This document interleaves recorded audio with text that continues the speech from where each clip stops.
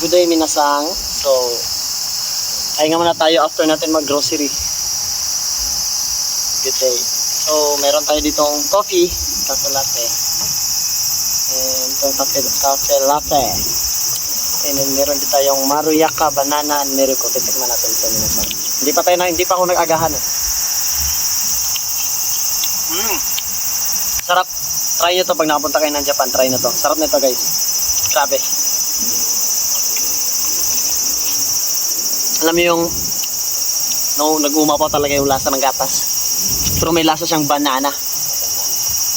Cafe latte, titirahin din natin yan. So ituturo ko pala sa inyo minasang is paano mag-open ng onigiri dito sa Japan. So para lang ito sa mga baguhan kasi yung iba maalam na nila eh. Yung iba nga trainee pa lang nasa Pinas na alam na nila paano magbukas ng onigiri. So ang tamang pagbukas ito minasang is may number po ito. So, number 1. And then meron siya number 2 and number 3. So susundan lang po natin yung steps na yan. So una, kutunin natin yung number 1. Ganun siya. Bam! Number 1. So diretso yan siya doon. So next is number 2. So may number 2. Iilahin natin yung number 2. Yun o. Yan. Diba?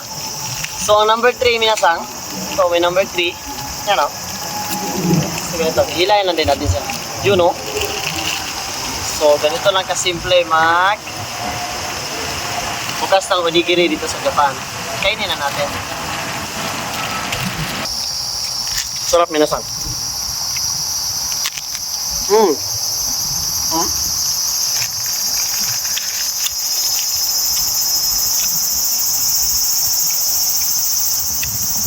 So pag tinatamad kayong magluto at nandito na kayo sa Japan, bili na kayo ng onigiri. So pag alam ko mayroon na tayo ito yung available sa 7-Eleven sa Pinas eh. Try nyo rin. Masarap eh. Good.